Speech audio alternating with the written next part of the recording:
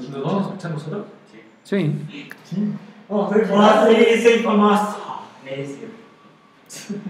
Siguiente diapositiva. Ah, bueno, ¿puedo cambiar diapositiva? Yes. ¿Sí? Ok, muy bien. Vean, entonces, aquí se muestra... Es esa. Aquí se muestra una lengua donde podemos ver dónde se sienten los sabores. Ajá.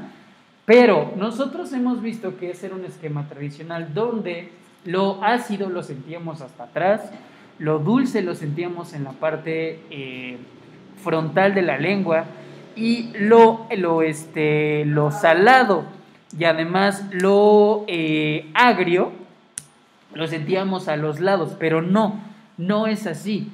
Más bien, ¿cómo sentimos cada uno de los sabores? Lo sentimos alrededor de toda la lengua. Es decir, no hay una zona específica donde sintamos un sabor. Y ustedes inténtenlo. Pueden ponerse un dulce al lado izquierdo, al lado derecho, arriba, abajo y lo sienten dulce. No es como que si lo pusiera hasta atrás ya no siento el dulce. No es eso. Sino que... Sí, claro, pero no es la finalidad, Octavio. No es la finalidad. Sino que más bien todas las papilas gustativas están distribuidas de tal forma que podemos sentir todos los sabores a través de toda la lengua. Ajá. Y esta es una creencia que se fue como quitando poco a poco. Porque sí, efectivamente antes se creía que únicamente en zonas específicas de la lengua se podían sentir los sabores, pero no. Tiempo después se demostró que a través de toda la lengua las papilas gustativas están distribuidas de tal forma que podemos sentir cada uno de los sabores en toda la lengua, no solamente en zonas específicas. Uh-huh. Y vean, también aquí estamos considerando al umami. Recuerden que el umami, a pesar de que no es un sabor, no es que sea un sentido, no es que sea sabor umami, no, sino que más bien el umami potencia los sabores. Uh-huh. A lo que sabe la carne, pero más fuerte. No, es que el umami en realidad no tiene sabor, sino lo más cercano a lo que sabe el umami es a la salsa de Maggi. Eso es umami. Ajá, ¿por qué? Porque el compuesto químico que permite la potencialización de esos sabores es el glutamato de sodio. Y a eso le pusieron el nombre de umami. ¿Cómo? Sweet, dulce. ¿Qué pasó?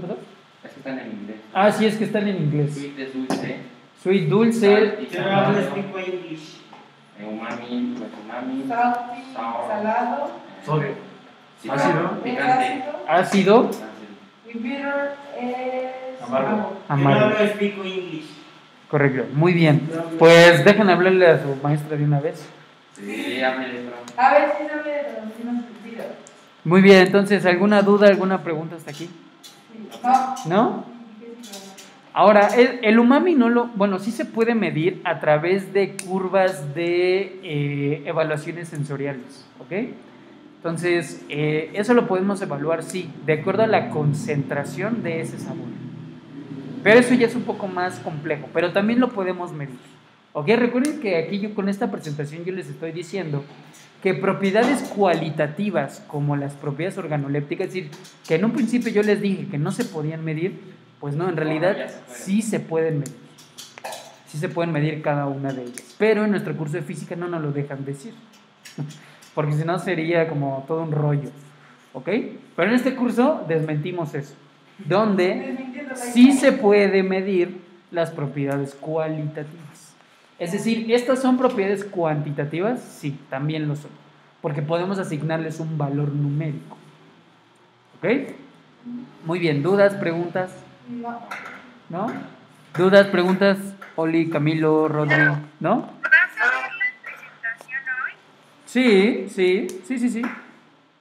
Ok, gracias. Sí, saben que todo lo subo. Muy bien, vamos a cambiarle. Siguiente.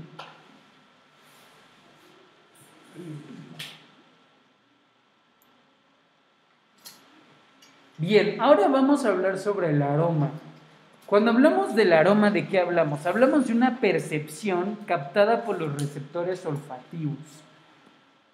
Es decir, ¿por qué nosotros olemos? Porque diferentes compuestos químicos van a ser volátiles. ¿Qué quiere decir con que sean volátiles? Que estos van a sacar, digamos, cierta cantidad de gas, ¿no? Podemos decirlo así, que nosotros vamos a percibir a través de nuestro olfato. Ajá. Por ejemplo, muchos lociones, las lociones, ¿por qué las olemos? Porque están hechas a través de compuestos químicos que son volátiles. Ajá. Como por ejemplo, ¿cuáles? Como por ejemplo estos que les pongo acá en verde. Ésteres, alcoholes, acetonas, hidrocarburos, aminas, mercaptanos, etcétera. Ajá. No es, bueno, sí son muy inflamables, porque te dicen que cuando compras una loción no le pongas fuego, no le pongas una chispa, porque sí se prende tu loción. Ajá. Pero Porque está hecho con alcohol, ¿no? sí, pues todos estos tipos de sustancias volátiles, no solamente de alcoholes, sino también de ésteres, acetonas, O sea, todos son hidrocarburos. flamables. Todos son flamables. Todos estos sí. Y todas las lociones son flamables. Bueno, inflamables se les llama. Hasta los desodorantes. No, los desodorantes ni se diga. Ajá. Son muy inflamables. Hasta viene el fueguito. ¿Qué es el fueguito? Que Porque es inflamable. Sí, pero ¿cómo se le llama? Precaución. Sí, Advertencia. Pictogramas se le Pictogramas. llama. ¿Ok? Se le llaman pictogramas. ¿Ok? Y sí, justamente todas las lociones, desodorantes tienen ese pictograma, que hay que tener mucho cuidado con acercarlos al fuego, porque son muy inflamables. Ujú. Muy bien. PPM, Voy a eso, voy. ¿Cómo, Mauro?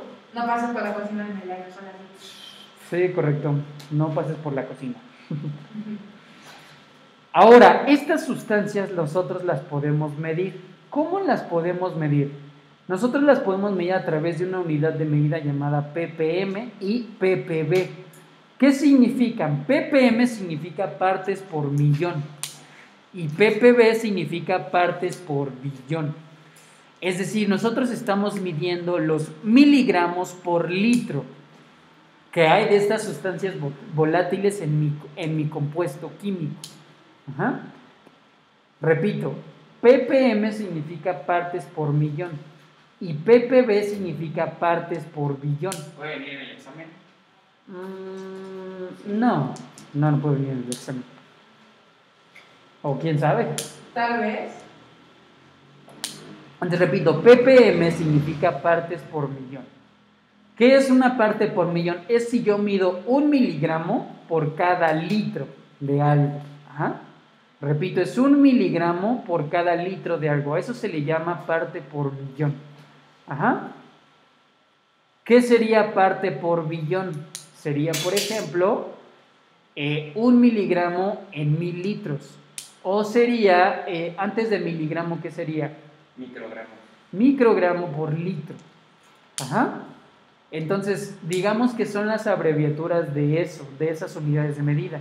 De miligramo por litro, miligramo por cada 1000 litros o microgramo por cada litro, que se abrevian ¿en qué? En partes por millón o en partes por billón. Y así es como nosotros medimos estas sustancias volátiles, a través de partes por billón. Ajá. Donde medimos qué cantidad del compuesto existe en cierta cantidad de disolución. Una disolución, ¿qué es? Lo veremos más adelante, que es cuando yo combino un soluto con un disolvente, es decir, cuando yo combino un sólido con un líquido. ¿Qué dice ahí? Ésteres. Ajá. Entonces, todas estas sustancias volátiles pueden ser solubles en agua. Ajá. ¿Por qué? Por ejemplo, el ejemplo más claro es justamente las lociones o los perfumes. No están en forma de gas las lociones, ¿o sí? Sino más bien están en forma líquida. ¿Por qué? Porque justamente lo que hacen es disolver cierta cantidad de éster, de alcohol, acetona, hidrocarburo, amina, mercaptano, etcétera, en agua. Ajá. Y eso va a permitir que se pueda medir su sustancia volátil a través de ¿qué? De las partes por millón. Uh-huh. ¿Qué más? Muchas veces los olores que nosotros captamos a través de la nariz no solamente es un olor, sino que es la combinación de varios. Ajá, muchas veces. Y pues bueno, también ustedes saben que la nariz y la boca están conectadas en un mismo sistema, que es el sistema respiratorio. Ajá. ¿Nosotros podemos respirar por la boca? Sí. Sí, Sí. ¿Podemos respirar por la nariz? Sí. sí. Pero ¿cuál es la diferencia? De que. Que por la nariz se puede. ¿Cómo se llama? Por la nariz es de. De que la nariz no se puede comer. No, purifica. Sí se podría comer. Sí se puede. ¿A mí no puedo comer con la nariz? Profes, ¿mercaptanos o mercaptanos? ¿Con M o con M? Con M, mercaptanos. Entonces, ¿cuál es la diferencia entre respirar por la boca y por la nariz? Que la nariz puede purificar el aire y la boca no. Sí, más que purificar, Es bueno, un sí, filtro. sí es un filtro, correcto. Por eso nuestra nariz tiene los vellos nasales. Por ejemplo, ¿es malo quitárselos? Hasta cierto punto sí. ¿Por qué? Porque justamente como dicen, es un filtro que me permite purificar ese aire, pero además me permite regular la temperatura de ese aire.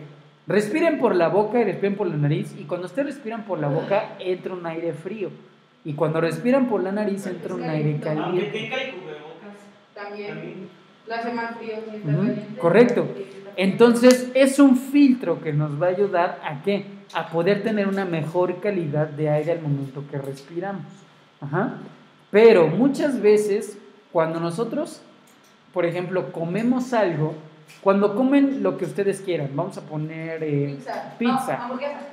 pizza, hamburguesa, lo que sea, no solamente lo prueban, sino también lo están Respirando. oliendo, ¿no? De alguna manera. Entonces, es una combinación de ¿qué? Es una combinación de Olores y sabores. olores y sabores que van a permitir que nosotros tengamos una mejor recepción de ellos. Ajá. Entonces, vean, en realidad todas nuestras propiedades organolépticas siempre van de la mano. ¿Por qué? Porque eso me permite que pueda tener una mejor sensación. Ujú. Muy bien, ¿hasta aquí alguna duda, pregunta? No, profe. ¿No? No. Ok, perfecto. Me dicen cuando podamos cambiarlo. ¿Puedo ir a verlo? ¿Sí? Ya puedo cambiarlo ya.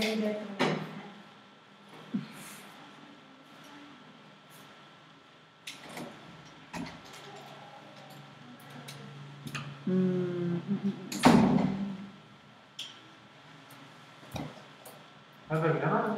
Sí. Pau, ¿Dónde? ¿en qué vas? En la parte de. No depende de una sola. No, Bueno, me dicen cuando podamos cambiarlo. También ustedes, chicas, chicos, me avisan cuando podemos cambiar de diapositiva.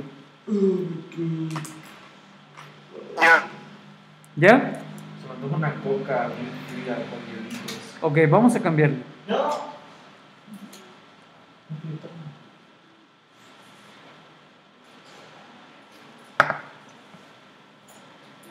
Sí, Tabo. ¿Qué te falta, Tabo?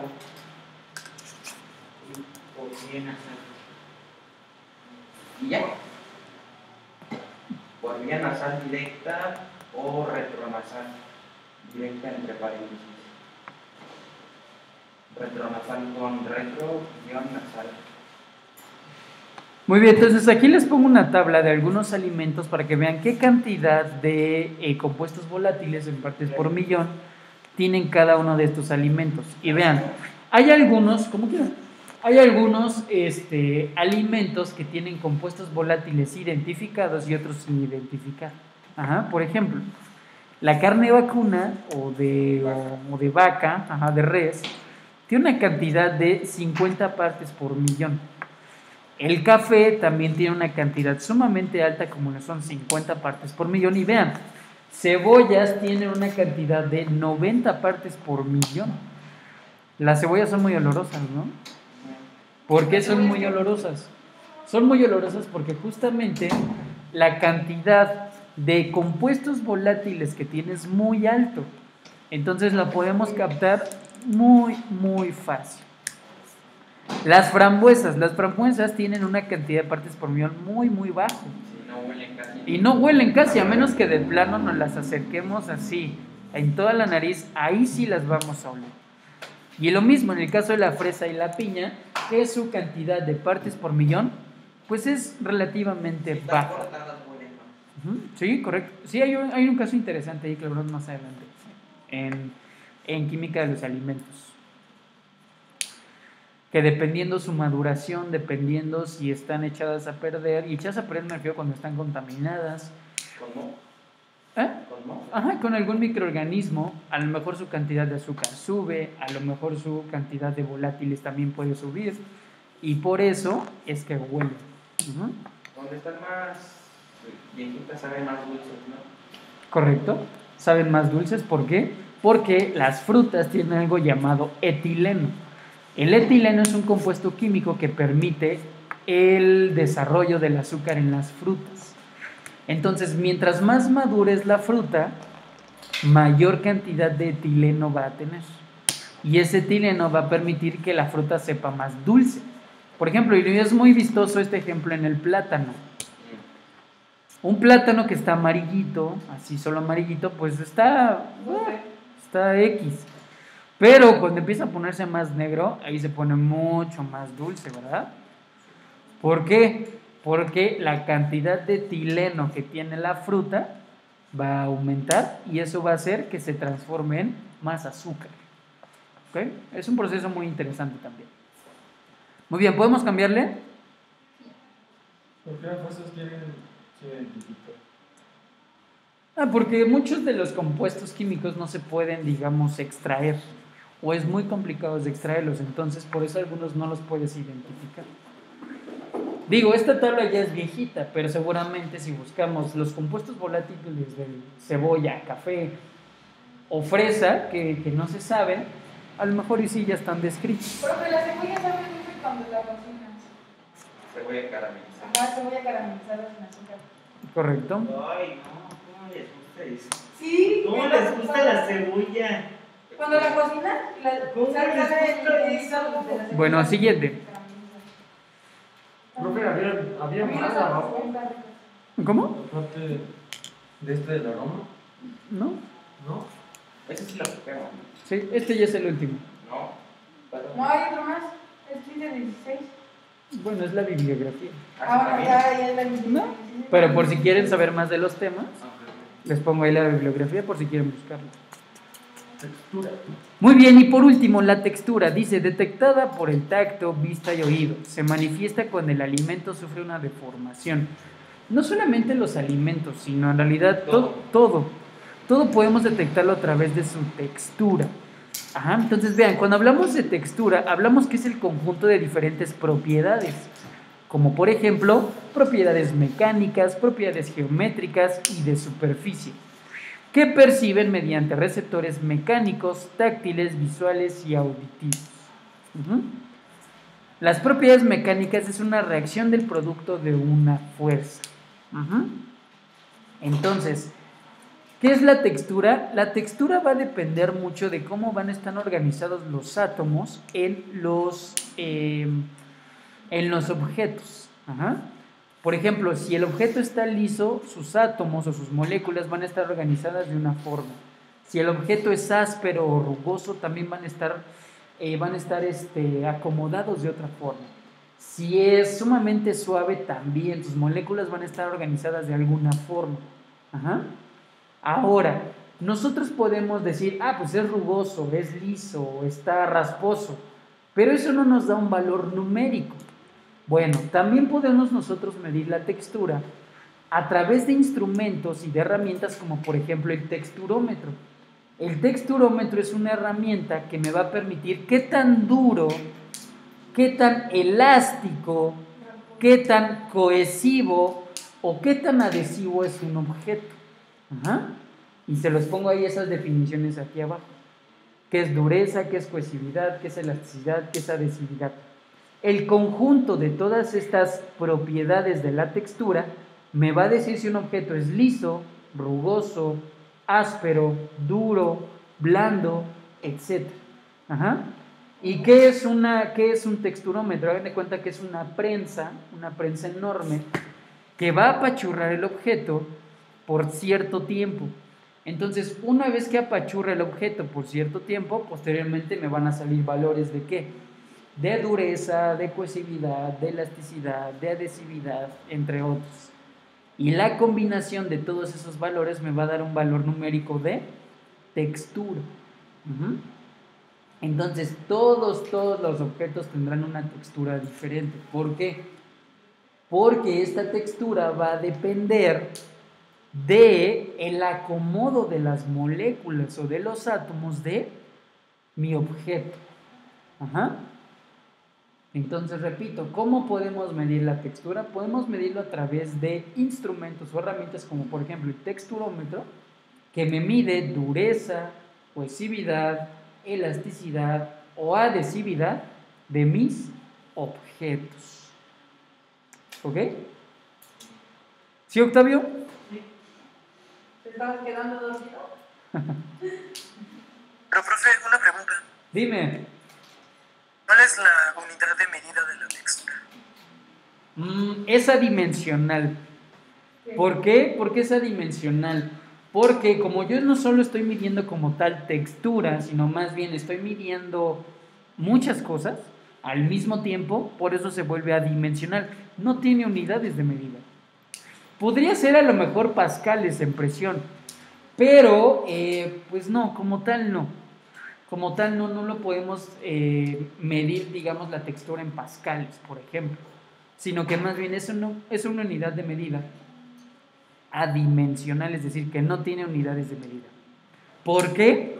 Porque en la textura estoy midiendo un conjunto de propiedades, no solamente una. Y si nosotros hiciéramos el análisis dimensional, así como en física que lo hacíamos, por ejemplo, metros se va con metros, segundos con segundos y así, al final la unidad de medida de la textura quedaría en 0 o en 1. ¿Por qué? Porque se eliminarían todos los datos y me queda adimensional.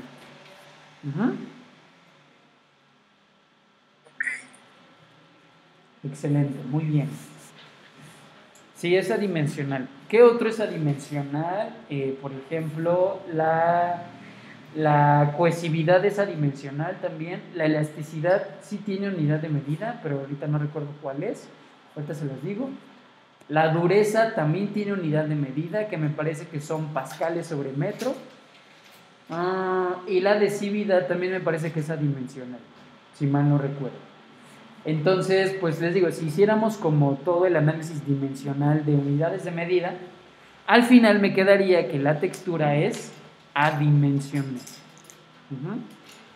Pero claro, ese valor me puede decir si tiene una mayor textura, una menor textura.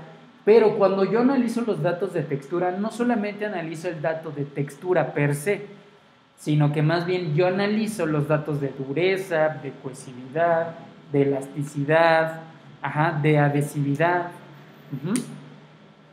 ¿Agresividad? No, de esas no. Y son propiedades que vimos el año pasado, ¿no? Dureza, cohesividad, elasticidad, ¿no? Entonces son propiedades físicas que nosotros le medimos a cualquier objeto, que se puede traducir en la textura de ese objeto. ¿Ok? Muy bien. ¿Dudas, preguntas?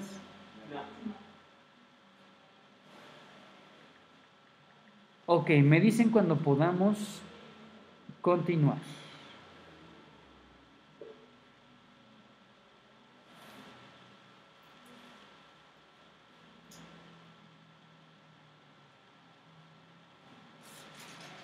Denme un segundito, déjenme ver cuánta pila hay. Ok, 16.